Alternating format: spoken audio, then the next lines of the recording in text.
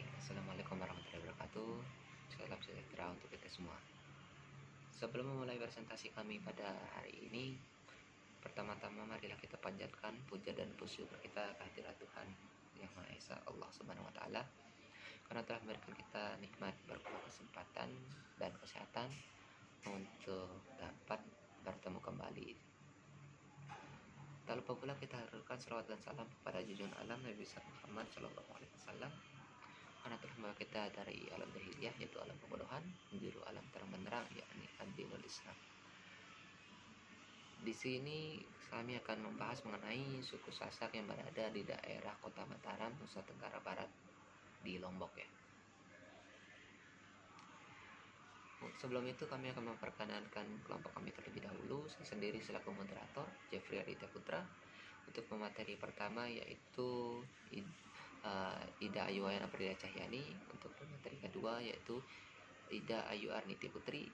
Untuk pemateri ketiga saya sendiri yaitu Jeffrey Aditya Putra. Kemudian untuk pemateri terakhir ataupun keempat yakni Husna Kurota Ayun. Baiklah, tak berlama-lama, kita langsung saja ke penyampaian materinya. Untuk pemateri pertama kepada saudari Ida Ayuwayan Aprilia Cahyani, kami persilakan. Baik, sebelumnya izinkan saya untuk memperkenalkan diri. Nama saya Ida Ayuwayan Aprilia Cahyani. Di sini saya akan menjelaskan materi saya yang pertama, yaitu mengenai sejarah suku Sasak di Pulau Lombok dan di Mataram. Jadi, sebelum agama Islam masuk ke dalam Pulau Lombok ini, masyarakat khususnya suku Sasak itu sendiri masih menganut berbagai macam kepercayaan seperti animisme, dinamisme, dan agama Hindu. Nah, agama Hindu masuk di Pulau Lombok ini menurut Ahmad Abdus Syakur itu karena adanya kerajaan Majapahit. Nah, kemudian pada sekitar akhir abad ke-16, banyak para pendatang dari Pulau Jawa yang berimigrasi ke Pulau Lombok ini sambil menyebarkan agama Islam. Nah, penyebaran agama Islam ini dipimpin oleh Sunan Praben, yaitu putra dari Sunan Giri yang berkuasa di Giri, Jawa Timur. Nah, sehingga pada saat itu masyarakat Sasak sebelumnya beragama Hindu, sekarang menjadi agama Islam. Nah, sampai saat ini penduduk Pulau Lombok, khususnya suku Sasak itu memeluk agama Islam. Nah, selain agama Islam di Pulau Lombok juga banyak pemeluk agama lain seperti Hindu, Kristen, Buddha, dan bahkan ada Konghucu. Nah, jadi apa sih arti kata Sasak itu sendiri, gitu kan? Jadi secara etimologi banyak yang beranggapan bahwa nama Sasak itu berasal dari kata saksak yang artinya satu atau utama. Nah, hal ini itu berhubungan dengan ditemukannya Kitab Negara Kertagama yang disusun oleh Empu Prapanca. Nah, di dalam kitab tersebut terdapat kutipan yang berbunyi Lombok Sasak Mirah Adi. Nah, apa sih arti kata Lombok Sasak Mirah Adi tersebut? Nah, kata Lombok dalam bahasa Kawi itu berarti lurus atau jujur. Nah, sedangkan mirah adalah permata dan sasak berarti kenyataan dan adi adalah yang baik atau yang utama. Nah, jadi jika digabungkan makna dari Lombok Sasak Mirah Adi itu adalah kejujuran adalah permata kenyataan yang baik. Nah, karena adanya ditemukannya Kitab Negara Kertagama tersebut, banyak yang beranggapan bahwa leluhur dari suku Sasak itu adalah orang-orang Jawa seperti itu. Nah, selain dari Kitab Negara Kertagama itu, nama Sasak pertama kali juga ditemukan di sebuah prasasti Pujungan, yaitu prasasti yang ditemukan di Kabupaten Tabanan, Bali. Nah, dalam prasasti itu disebutkan Sasak itu adalah arti dari sampan seperti yang digunakan masyarakat Bali berimigrasi ke Pulau Lombok. Nah, itulah sejarah singkat mengenai datangnya suku Sasak dan bagaimana suku Sasak itu bisa memeluk agama Islam. Nah, kemudian di sini materi selanjutnya yaitu kita akan membahas tentang nilai-nilai kearifan lokal suku Sasak yang ada di Kota Mataram. Nah, jadi secara umum terdapat 3 kategori bentuk kearifan lokal suku Sasak di Lombok. Yang pertama itu ada bidang politik, sosial, dan kemasyarakatan yang tercermin dari 11 macam saling. Nah, apa aja saling itu gitu kan? Saling di sini yaitu sebagai pengikat tali silaturahmi antara sesama seperti itu. Yang pertama ada saling jot atau perasa, yaitu sama-sama saling memberi atau mengantarkan makanan. Yang kedua ada saling pesila, yaitu sama-sama saling mengundang untuk suatu acara seperti itu. Lalu yang ketiga ada saling belangarin, yaitu sama-sama saling melayat ketika ada kerabat atau sahabat yang sedang berduka cita. Lalu yang keempat ada saling ayoin, yaitu sama-sama saling mengunjungi. Ya, kelima ada saling ajian atau sama-sama saling menghormati atau saling menghargai terhadap perbedaan dan kekurangan antara sesama seperti itu. Lalu yang keenam itu ada saling jango, yaitu artinya itu sama-sama saling menjenguk ketika ada teman atau sahabat yang sedang mengalami musibah atau sakit. Yang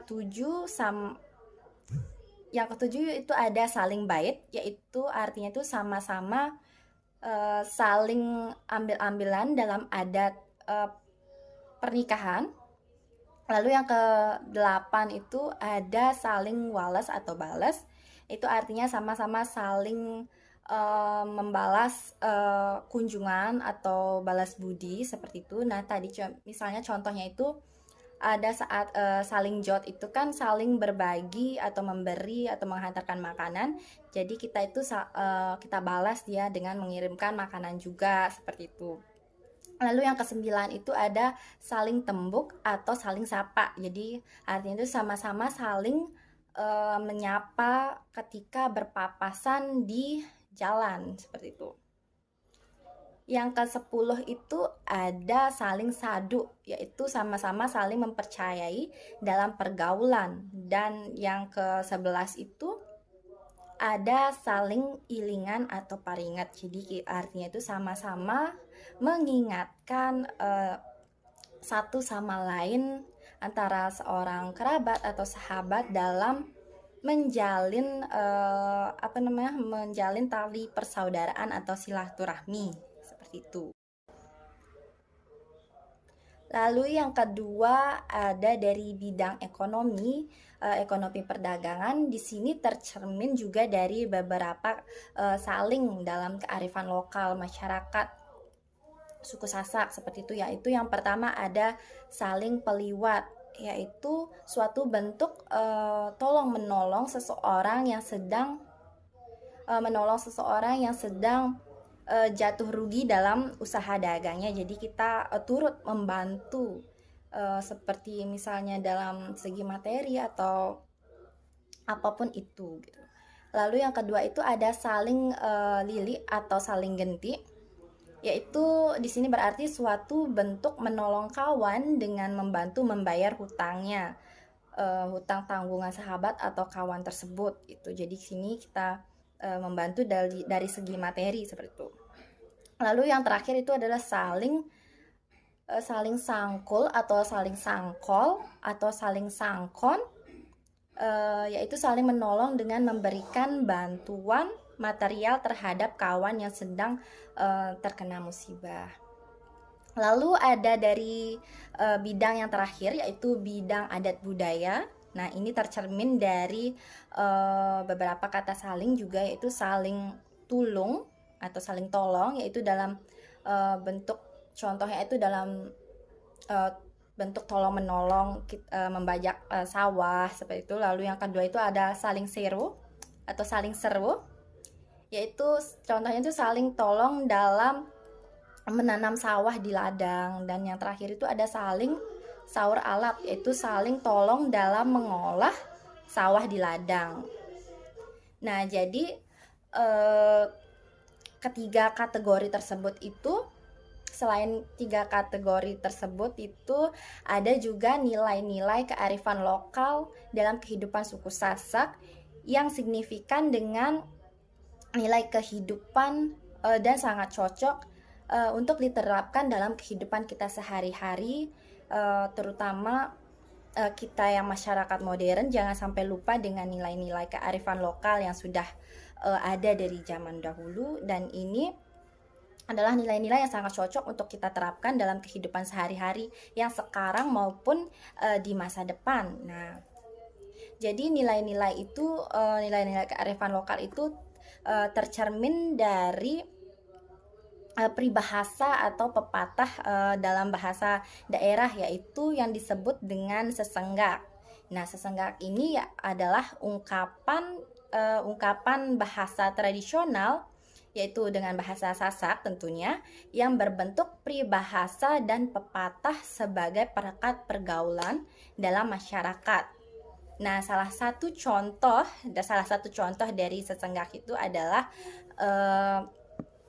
yang pertama itu ada adek te tau jauh ai, yaitu artinya supaya kita dapat membawa air.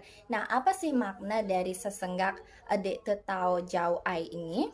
Nah, maknanya itu adalah bahwa dalam suatu perselisihan atau pertengkaran itu harus ada yang menjadi pendingin atau harus ada yang menjadi mediator atau penenang seperti itu.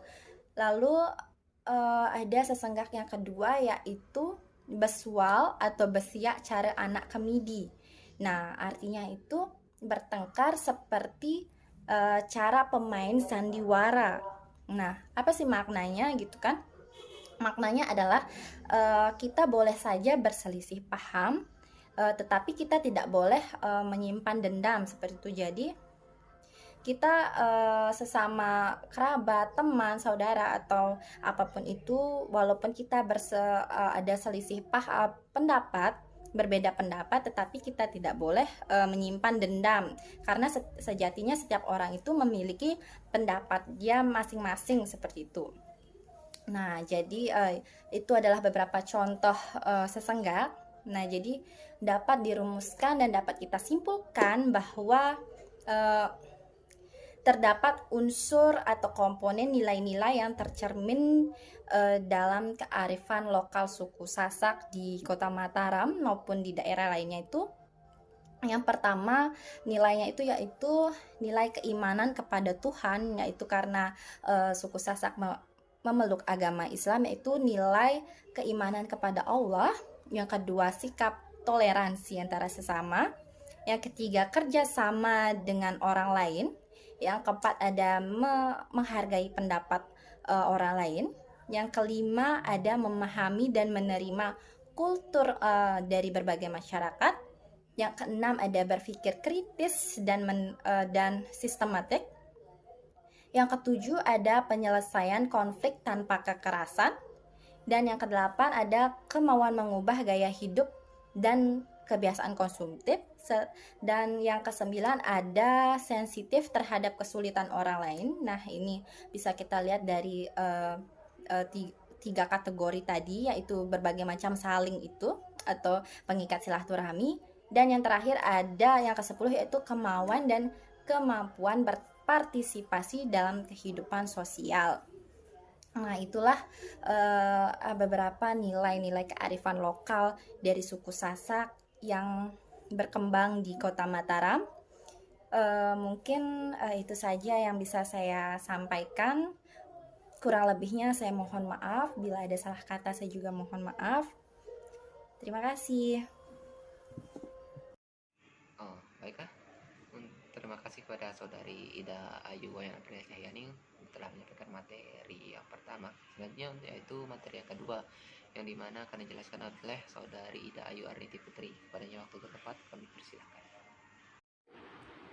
Baik, saya di sini sebagai pemeriksa kedua akan mempresentasikan tentang tradisi suku Sasak. Yang pertama di sini ada tradisi tradisi adat pernikahan suku Sasak. Bagi masyarakat suku Sasak, menikah dengan cara menculik pengantin perempuan adalah suatu simbol keberanian dari pihak laki-laki, termasuk juga dengan hal menjemput jodohnya sendiri. Ia juga dinilai sudah melakukan tindakan yang benar karena tidak meminta secara langsung calon istri kepada orang tuanya, atau dengan kata lain tidak mengasumsikan jiwa manusia atau calon pengantin perempuan sebagai barang seperti umumnya transaksi jual beli. Selanjutnya di sini ada tindakan penculik ini nantinya berimplikasi kepada seluruh rangkaian acara pernikahan adat suku Sasak yang ditanggung oleh pihak laki-laki, karena dalam konteks ini pihak laki-laki menjadi pihak yang bersalah atau yang bertanggung jawab karena telah mengambil anak gadis dari tangan orang tuanya. Selanjutnya setelah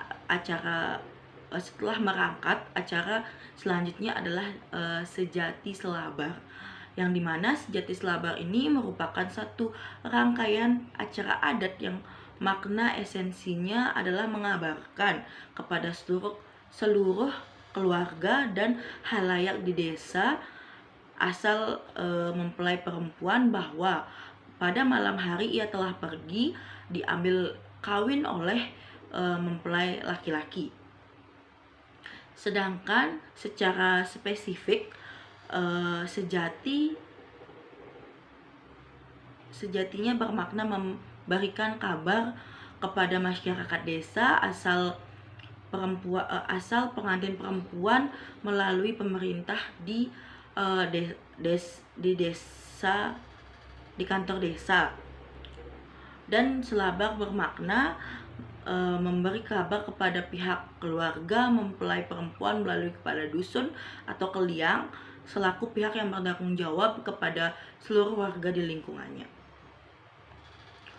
Selanjutnya adapun tata cara pelaksanaan selabar atau sama persis dengan cara bersejati, hanya saja selabar ini dilangsungkan di rumah kepala dusun atau keliang tempat mempelai perempuan tercatat sebagai warganya. Kemudian kepala dusunlah yang nantinya meneruskan kabar tersebut kepada pihak keluarga mempelai perempuan ini. Selanjutnya selang beberapa hari setelah bersejati selabar dilangsungkan acara selanjutnya nuntun wali, yakni diutusnya kepada orang-orang kepercayaan dari pihak laki-laki untuk meminta kesediaan pada keluarga pengantin perempuan sebagai wali dalam acara akad pernikahan. Setelah acara akad nikah dilaksanakan, acara selanjutnya ke acara negosiasi terkait tata cara atau kelayakan melangsungkan upacara adat. Acara tersebut biasanya populer dengan istilah rebak pucuk, bait janji, dan nunas penutan. Caranya, pihak mempelai laki-laki ini mengutus beberapa orang kepercayaannya untuk membicarakan tentang pelaksanaan upacara inti, yaitu sorong sera aji krame. Tak jarang proses negosiasi tersebut berjalan secara alot. karena sulitnya kata sepakat antara kedua belah pihak. Selanjutnya masuk ke acara inti, yaitu upacara Sorong Sera Aji Krama ini. Sorong Sera Aji Krama bermaksud sebagai simbol serah terima pengantin untuk mengarungi bahtera rumah tangga baru. Pihak keluarga perempuan asumsikan sebagai pihak yang melepas atau menyerahkan dan pihak laki-laki sebagai penerimanya. Upacara puncak sidang krama adat perkawinan bangsa Sasak atau Sorong Sera Aji Krama ini menjadi penting maknanya, karena upacara yang dihadiri oleh para sesepuh, para dusun atau keliang dari kedua belah pihak. Dana-dana atau tamu undangan atau masyarakat umum merupakan momen yang paling baik untuk menegaskan bahwa secara adat kedua mempelai ini dinyatakan secara sah menjadi pasangan suami istri. Bersamaan dengan itu pula pengantin telah dianggap siap hidup bermasyarakat dengan status barunya. Berikutnya perlengkapan isi kotak yang diperuntukkan di dalam upacara Sorong Sera Aji Krama sebagai simbol adat. Yang pertama, nampak lemah bermakna nyata dan tanah yang disimbolkan dengan sejumlah barang berharga, umumnya berupa uang, sebagai simbol harkat dan martabat yang dimiliki manusia. Olan-olan berupa benang yang sudah menjadi kain melambangkan kelahiran manusia tidak bisa terlepas dari kepeng dan benang. Kemudian ada sesirah aji yang menjadi simbol inti kehidupan di atas dunia ini berupa bokor sebagai perlambangan sebuah bumi atau dunia. Kain putih sebagai lambang kesucian, kain hitam sebagai lambang adat, benang katak sebagai perlambang pengikat agama dan adat agar dapat menjadi satu kesatuan. Artinya bahwa agama dan adat sudah ada pada satu wadah yaitu dunia, sehingga harus berjalan beriringan. Terakhir di sini ada salin dede yang bermakna pengantin yang pertama pergantian tanggung jawab asuh anak dan kesiapan menjalani kehidupan baru sebagai sebuah keluarga. Salin dede ini dilambangkan dengan beberapa macam benda, yaitu seperti ceraken atau kotak tempat bumbu-bumbu. Terus di sini ada tepak atau wadah pemandian bayi, periuk dari tanah liat, suluh bambu untuk meniup perapian, sabuk anteng, lempot pumbak atau kain gendong anak, piring wacana atau pemegat, pemongkol atau tedung arat berupa sejumlah uang yang diserahkan kepada kepala dusun asal pengantin perempuan. Kebut duru dilambangkan dengan keris dan warangkanya, di mana keris sebagai simbol lelaki dan warangka merupakan simbol untuk perempuan.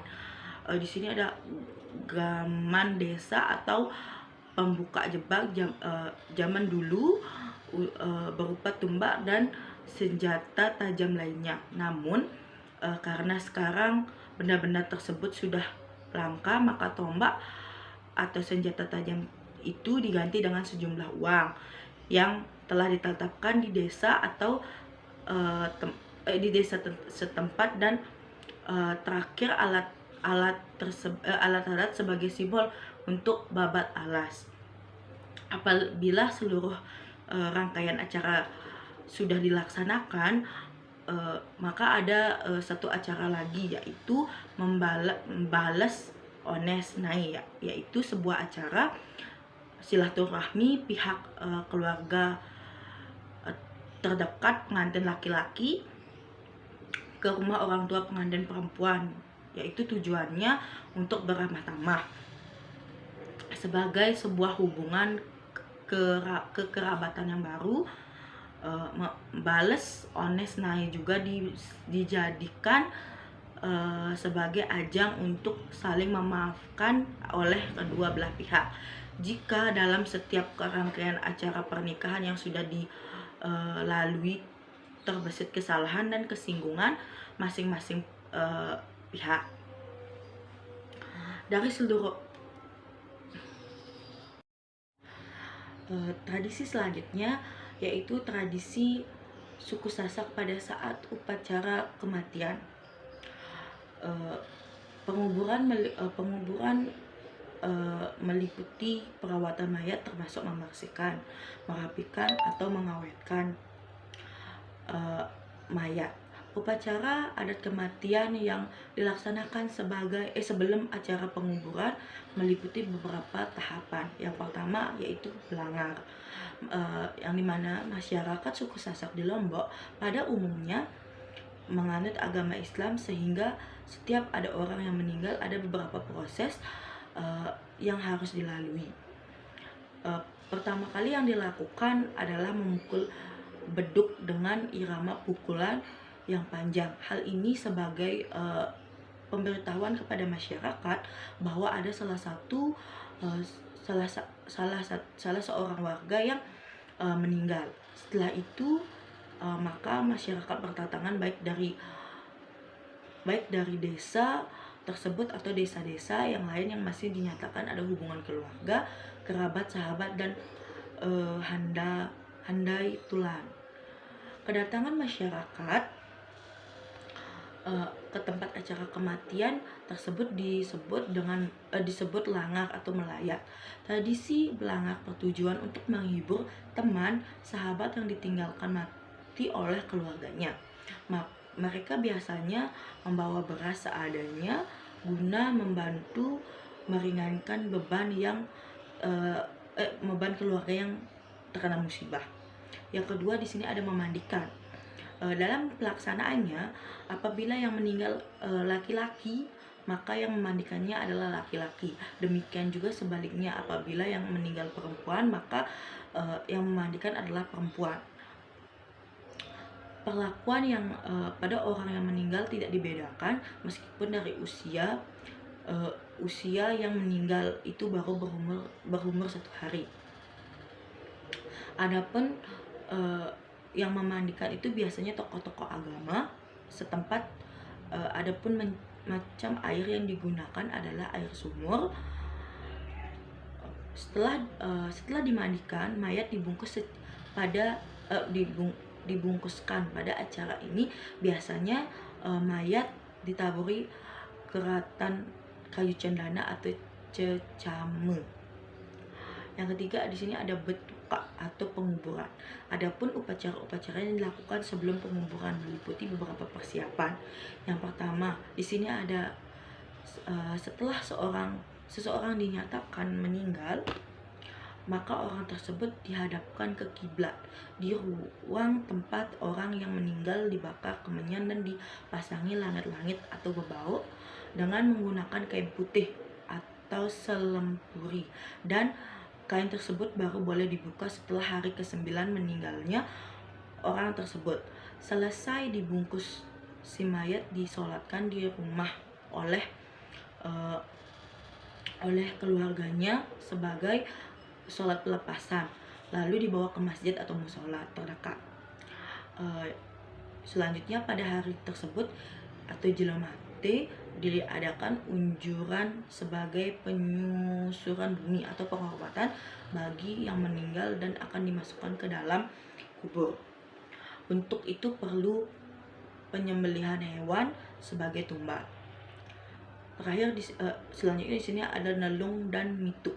Upacara ini dilakukan keluarga untuk doa keselamatan arwah yang telah meninggal dan harapan dari keluarga dapat diterima di sisi Tuhan Yang Maha Esa Selain itu, keluarga yang ditinggalkan tabah menerima kenyataan dan cobaan. Selanjutnya diikuti dengan upacara nyiwa dan begawi dengan persiapan sebagai berikut. Pengumpulan kayu bakar. Kayu biasanya dipersiapkan pada hari nelung atau hari ketiga, dan mitu hari ketujuh dengan acara berbak kayu atau menebang pohon.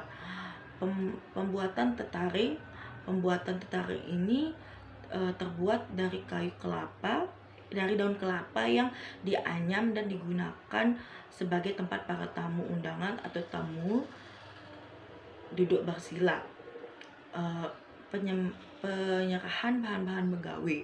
Penyerahan dari epen gawi atau yang mempunyai acara kepada inak gawi. Penyerahannya ini dilakukan pada hari mitu atau ketujuh. Kemudian inak gawi menyerahkan alat-alat upacara. Terus di sini ada dulang unggas, dingari, disajikan kepada penghulu atau kiai yang menyatakan orang tersebut meninggal dunia. Dulang inggas dingari ini harus disajikan tengah malam ke-9 hari meninggal. Maksud bahwa pemberitahuan bahwa esok hari diadakan upacara ke-9 hari. Selanjutnya ada milik dari orang yang meninggal semasa hidupnya harus diserahkan secara sukarela kepada orang yang berhak menerimanya. Kemudian semua keluarga dan undangan dipimpin kiai melakukan doa keselamatan untuk arwah yang meninggal agar diterima di sisi Tuhan Yang Maha Esa, dan keluarga yang ditinggalkan diberikan ketabahan dan mengikhlaskan kepergiannya. Selanjutnya di sini ada dulang talet mesan atau penempatan batu nisan. Dimasukkan sebagai dulang yang diisi dengan nasi putih, lauk berupa burung merpati, dan beberapa jenis jajan untuk dipergunakan sebelum nisan dipasang oleh kiai yang memimpin doa. Yang kemudian dulang ini dibagikan kepada orang yang ikut serta pada saat itu.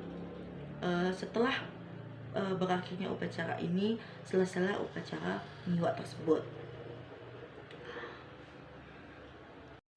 Tradisi terakhir yaitu pakaian tradisional.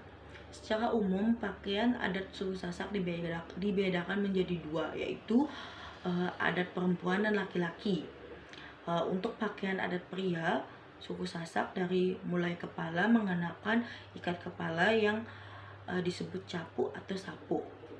Sekilas melihat bentuk sapu Sasak tidak jauh berbeda dengan ikat kepala dari Bali. Sapu untuk menggunakan sehari-hari untuk sapu yang untuk digunakan sehari-hari selembar kain tenun berbentuk segitiga sama kaki. Sedangkan untuk keperluan upacara adat atau ritual khusus biasanya menggunakan sapu jadi atau prade yang berbahan songket benang emas.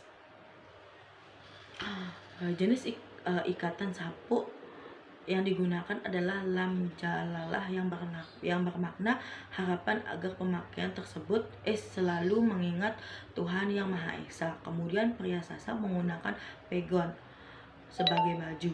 Pegon merupakan variasi dari jas Eropa, tidak seperti pakaian Sasak lainnya yang berbahan songket. Pegon menggunakan kain biasanya berwarna gelap. Kemudian pegon adalah hasil akulturasi dengan tradisi Jawa. Pegon digunakan khusus untuk upacara adat dan para bangsawan suku Sasak. Untuk masyarakat biasa, pria suku Sasak mengenakan semacam kemeja lengan panjang berbahan kain pelung yang berwarna terang. Untuk ikat pinggang atau leang Dodot menggunakan kain songket bermotif benang emas sebagai pasangan pegon. Pemakaiannya tidak seperti ikat pinggang lainnya, melainkan lebih berfungsi sebagai aksen. Sekilas mirip busana tradisional Melayu. Untuk masyarakat biasa, kain songket yang digunakan bermotif ragi genap. Penggunaannya dililitkan biasa seperti ikat pinggang pada umumnya. Leang atau dodot berfungsi untuk menyimpan keris untuk keris yang berukuran besar. Biasanya diselipkan di belakang, sedangkan untuk keris yang berukuran kecil diselipkan di depan. Penggunaan keris tidak mutlak. Keris biasa diganti dengan pemaja atau pisau raut. Sebagai bawahan, pria Sasak menggunakan wiron atau cute. Wiron berbahan batik Jawa dengan motif tulang nangka atau kain pelung hitam. Penggunaannya seperti kain di Jawa atau samping di Sunda yang menjuntai hingga mata kaki. Untuk penggunaan wiron, tidak diperkenankan menggunakan kain polos berwarna merah atau putih sebagai pembeda antara masyarakat biasa dengan pemangku adat. Pemangku adat menggunakan selendang umbak berbentuk sabuk yang dibuat dengan ritual khusus dalam keluarga Sasak.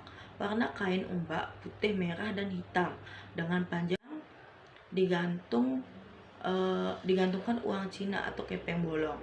Seperti halnya pakaian adat di daerah lain, masyarakat suku Sasak yang mendiami wilayah Lombok, Nusa Tenggara Barat juga memiliki berbagai tradisi dan budayaan yang disesuaikan dengan aturan agama dan tata cara yang dianut oleh masyarakat suku Sasak. Salah satunya terdapat pada pakaian adat tradisional suku Sasak yang dipakai serta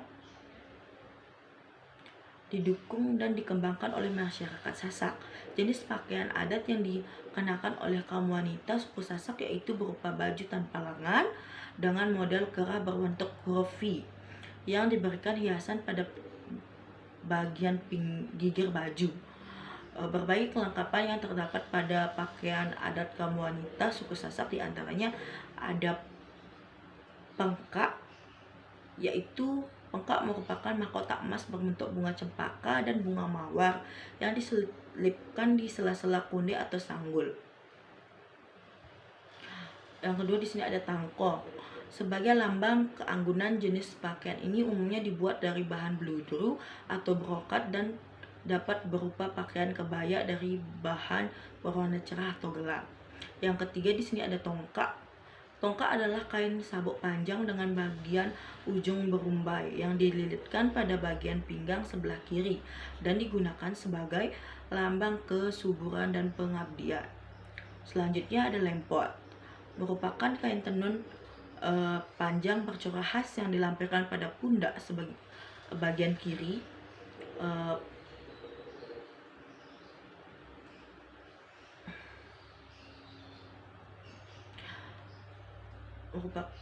Penggunaan selendang ini memiliki makna sebagai perlambang kasih sayang. Yang selanjutnya adalah kereng. Penggunaan kain tenun songket atau kain kereng sebagai lambang kesopanan dan kesuburan, yaitu dililitkan di bagian pinggang sampai sebatas mata kaki. Selanjutnya di sini ada aksesoris. Selain perlengkapan yang telah disebutkan tadi, ditambahkan pula menggunakan endit atau pending, yaitu berupa rantai perak yang difungsikan sebagai ikat pinggang, onggar-onggar atau hiasan berupa bunga emas yang diselipkan di bagian kunde, giwang atau anting-anting, serta suku atau ketip yang terbuat dari uang emas dan perak yang dibentuk bros, serta kalung. Walau pada kenyataannya jilbab dan alas kaki tidak digunakan sebagai kelengkapan pakaian adat suku Sasak. Namun pada perkembangannya penggunaan keduanya tetap dibenarkan meski hanya alas kaki berupa selop yang terbuat dari bahan karet maupun kulit dan jilbab yang dimodifikasikan dengan tambahan mahkota seperti halnya penggunaan konde atau sanggul. Sekian presentasi dari saya, kurang lebihnya saya mohon maaf dan saya kembalikan ke moderator. Terima kasih.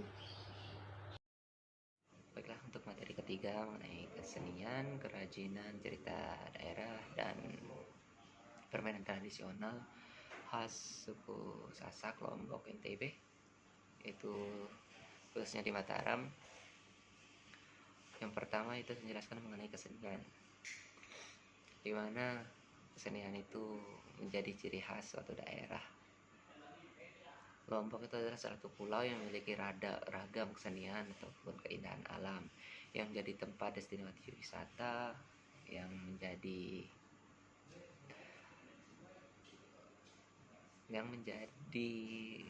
objek wisata bagi wisatawan lokal maupun asing. Tak hanya kesenian, adat pun menjadi ciri khas yang tersendiri bagi suku Sasak yang berada di Mataram, Lombok, Nusa Tenggara Barat.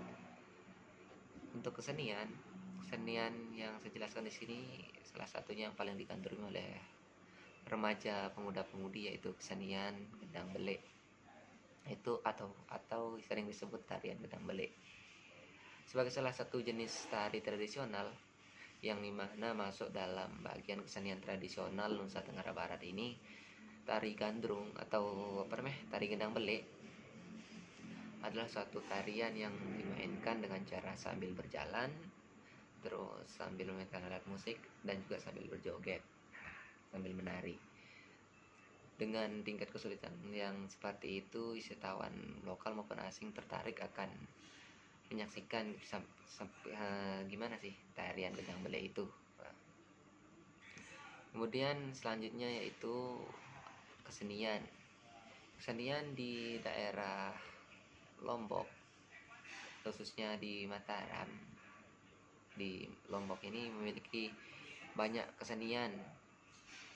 Contohnya di sini ada songket, rotan dan bambu, gerabah, dan juga beruga. Kerajinan songket adalah satu kerajinan tenun yang masih dilakukan oleh masyarakat yang berada di Kampung Sade, Kecamatan Rembitan, Lombok Tengah, dan di Desa Sukarara, Kecamatan Jonggat, dengan ciri khas yang unik dan berbeda-beda. Namun mereka sekarang menjadi daerah destinasi budaya di Lombok dengan ciri khas berupa rumah adat dan songket. Harga untuk songket ini diperkirakan dari 250 sampai dengan 1 juta tergantung dengan kesulitannya. Kemudian ada di bawah songket itu ada gerabah yang merupakan kerajinan yang punya anyaman dari tanah liat ataupun tanah malit yang dilakukan oleh masyarakat warga desa Bejumblek, Lombok Barat ya. Kerajinan ini banyak mendapatkan pesanan baik dari luar negeri maupun dari dalam negeri, seperti di perhotelan ataupun di taman-taman budaya. Untuk tarif harganya dari kisaran 50.000 sampai dengan 1 juta tergantung dengan kesulitan dan tata cara pembuatannya. Kemudian ada kerajinan dari bahan rotan dan bambu. Kerajinan furnitur ini dapat kita temukan di desa-desa Beleke, Lombok Tengah.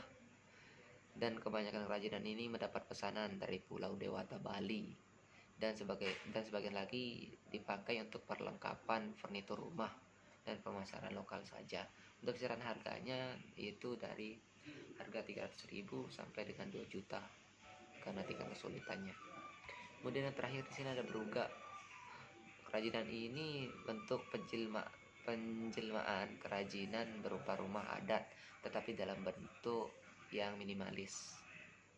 Pembuatannya pun dibutuhkan hingga berbulan-bulan dikarenakan kesulitannya dengan patokan kayu dan bahan yang cukup besar dan rumit, sehingga nilai harga dipatok dari harga paling murah itu 5 juta sampai dengan 10 juta per buahnya atau per itemnya.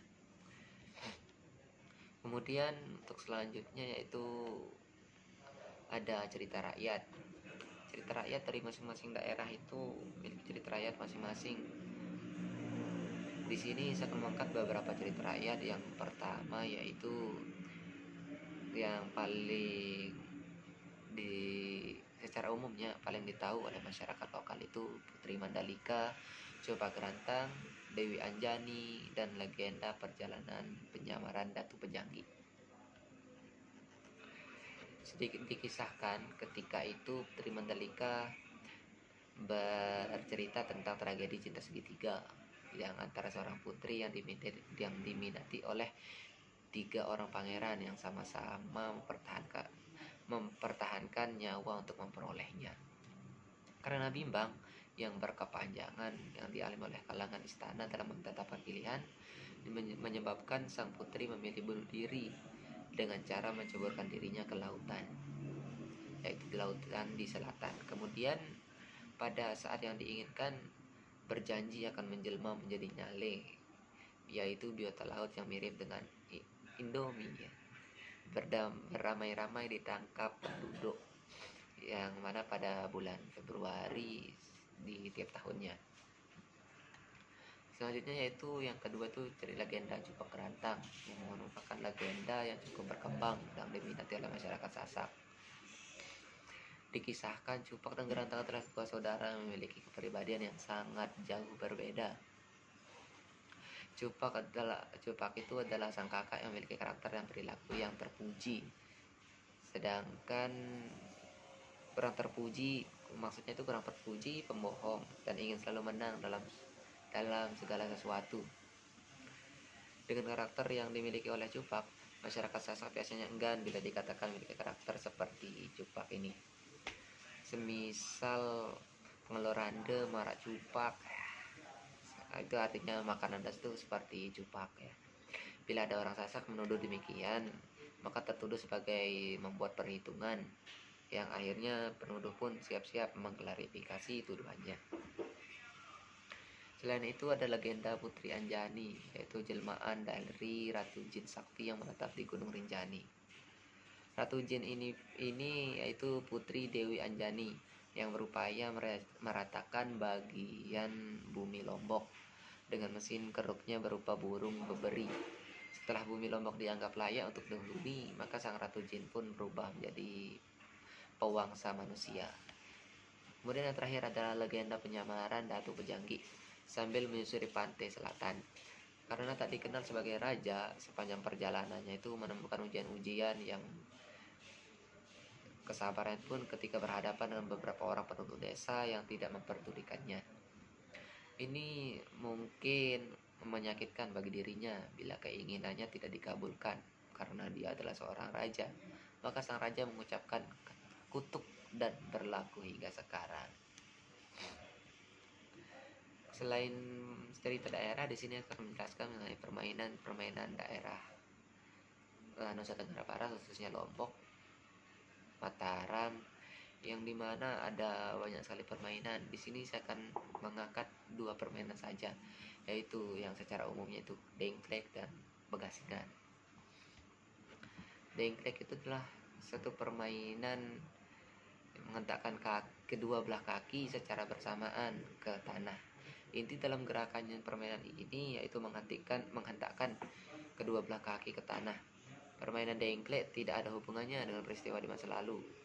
Oleh karena itu, permainan ini dapat dimainkan setiap saat, yang biasa dimainkan oleh masyarakat untuk mengisi waktu senggang sekaligus sebagai hiburan. Ada banyak nama untuk dengklek ini, ada yang namanya bir-biran di beberapa daerah tertentu ya. Kemudian yang kedua itu permainan begasingan, yaitu permainan anak laki-laki yang mana bertujuan untuk mengadu ketangkasan dan keterampilan. Dahulu kala adalah permainan ini tuh diminati oleh anak laki-laki, yang mana bertujuan untuk mengadu ketangkasan dan keterampilan gasingnya itu.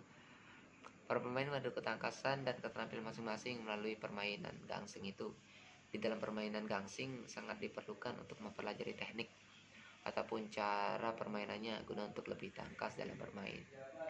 Ada dua tipe cara memainkannya, yaitu perseorangan yang dimana lama-lamaan muter gangsingnya itu ya, dan yang kedua itu adu adu gangsing yang dimana gangsing yang duluan berhenti mereka yang kalah, seperti itu ya. Kurang lebihnya itu yang dapat saya sampaikan. Mohon maaf jika ada kata-kata yang salah. Kurang lebihnya saya kembalikan kepada saya sendiri sebagai moderator. Selanjutnya yaitu materi terakhir yang mana akan dijelaskan oleh uh, Uun ya. Adanya waktu dan tempat kami persilahkan. Bismillahirrahmanirrahim. Assalamualaikum warahmatullahi wabarakatuh. Di sini saya akan melanjutkan presentasi mengenai bahasa sehari-hari yang digunakan di Kota Mataram. Nah, bahasa sehari-hari yang digunakan di Kota Mataram adalah bahasa Indonesia dan bahasa Sasak.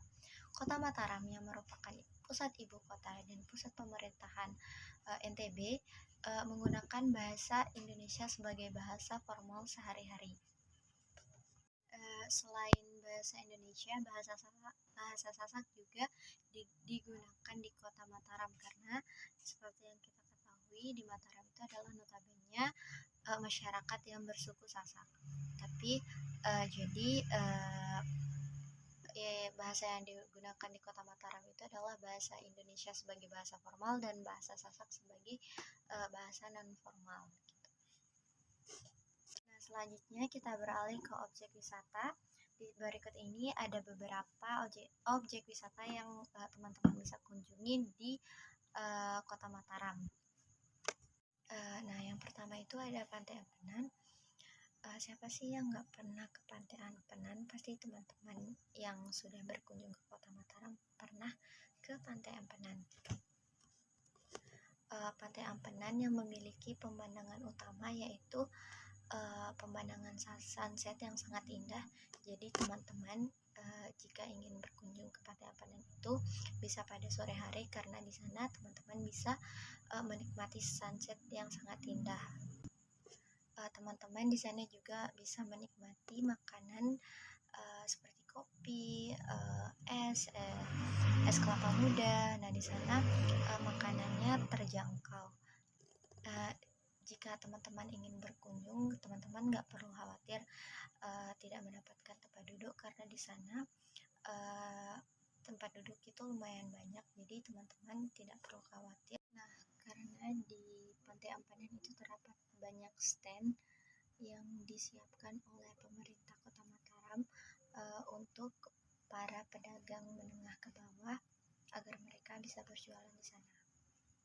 Nah, karena di Pantai Ampenan itu terdapat banyak stand yang disiapkan oleh pemerintah Kota Mataram untuk para pedagang menengah ke bawah agar mereka bisa berjualan di sana. Di Taman Lawang Balu juga dilengkapi dengan sebuah danau yang berbentuk pulau lombok. Nah, di sana dulu ada sebuah wahana air, tapi sekarang sudah tidak digunakan lagi. Di kawasan Lawang Balu ini tidak hanya menyediakan keindahan pantai, tetapi sekaligus menjadi wisata sejarah dan wisata religi. Di kawasan Pantai Lawang Balu juga terdapat makam keramat yang disebut dengan makam Lawang Balu.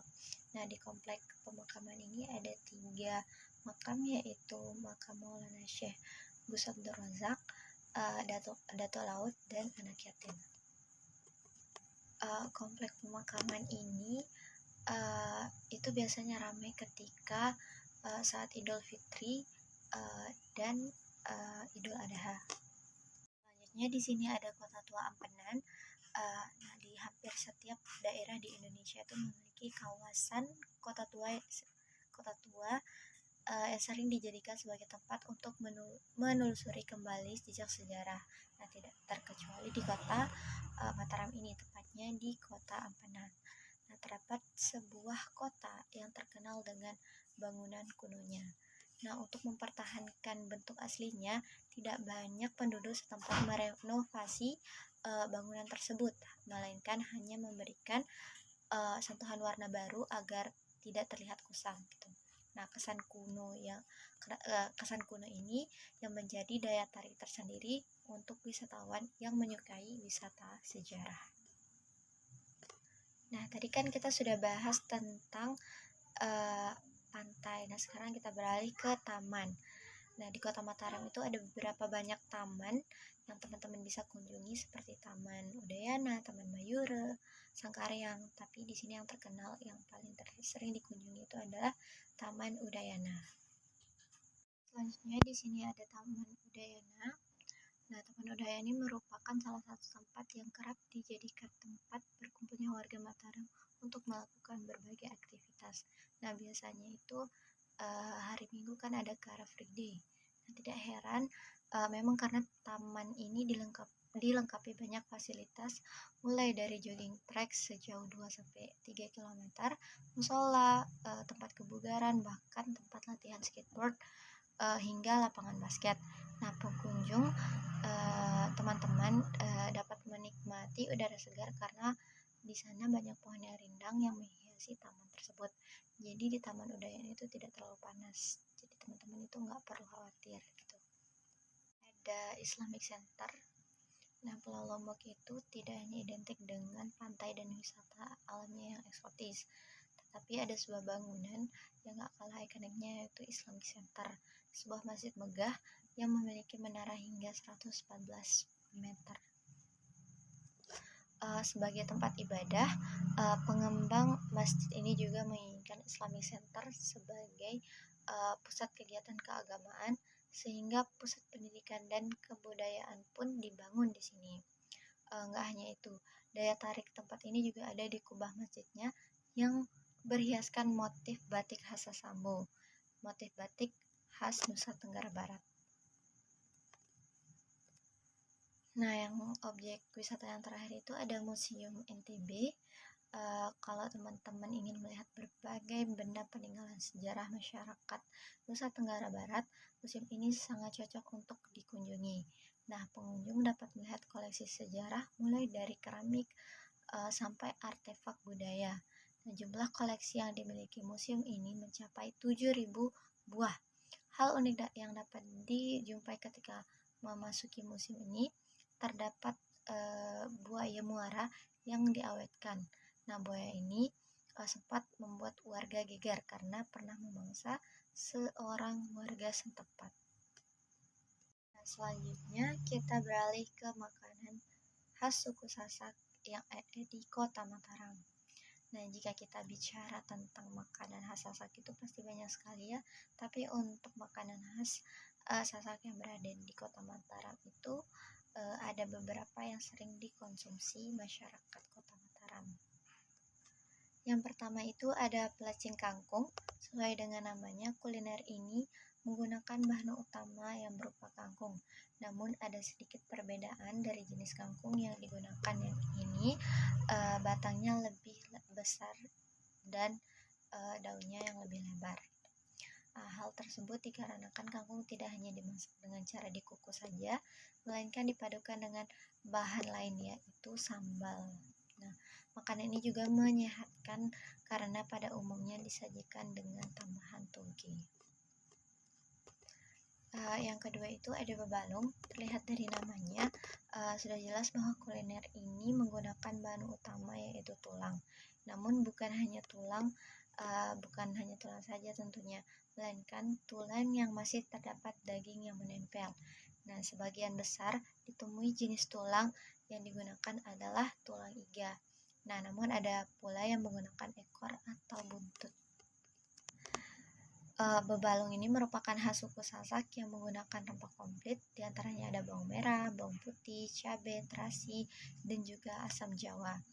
Nah, bagi teman-teman yang suka dengan pedas, ada beberapa opsi sambal yang bisa dipilih tergantung selera teman-teman sendiri. Nah, yang ketiga itu ada ares. Bahan utama yang dimaksud di sini ada batang pisang yang bagian dalam atau yang disebut dengan pelepah. Nah, jenis kuliner ini tuh dulunya hanya bisa dijumpai ketika ada acara adat atau acara pernikahan. Tapi sekarang sudah banyak teman-teman bisa temui karena banyak yang menjualnya gitu. Selanjutnya di sini ada beberapa terong. Bisa dibilang beberapa terong itu adalah makanan khas Mataram yang dikonsumsi sehari-hari. Makanan ini akan selalu bisa ditemukan baik di rumah warga, di restoran, apalagi di tempat-tempat warung biasa gitu. Nah, beberapa terong ini terdiri dari terong, kacang panjang, dan bawang merah. Nah, semua bahan ini dipotong-potong lalu disiram dengan sambal khas yang terbuat dari cabai rawit, bawang putih, bawang merah, terasi, gula, dan garam.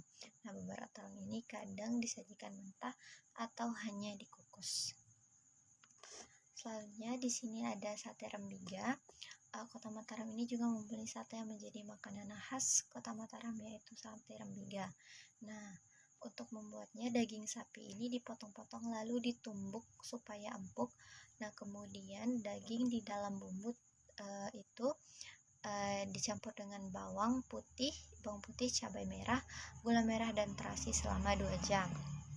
Nah, setelah semua bumbu meresap, kemudian sate itu dibakar hingga kering.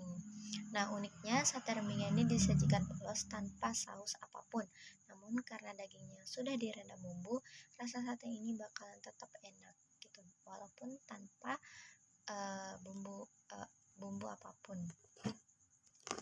Nah, yang terakhir di sini yaitu kelak bati atau kelak lebui.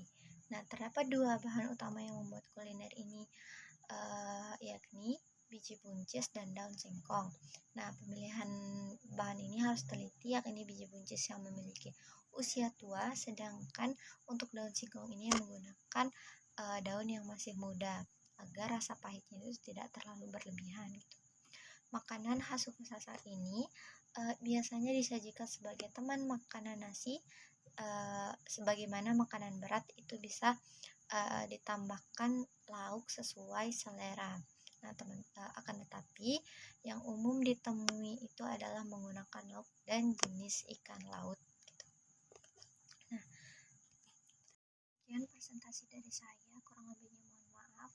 Wassalamualaikum warahmatullahi wabarakatuh. Baiklah, karena semua materi telah disampaikan dan dijelaskan, kami akan menutup presentasi kami pada hari ini. Sebelum itu, jika berkenan, kami mohon maaf jika menyinggung perasaan dari beberapa saudara. Kami mengucapkan mohon maaf jika ada kata-kata yang salah. Itu semata-mata dari diri kami pribadi dan semuanya benar hanya milik Tuhan semata. Wassalamualaikum warahmatullahi wabarakatuh.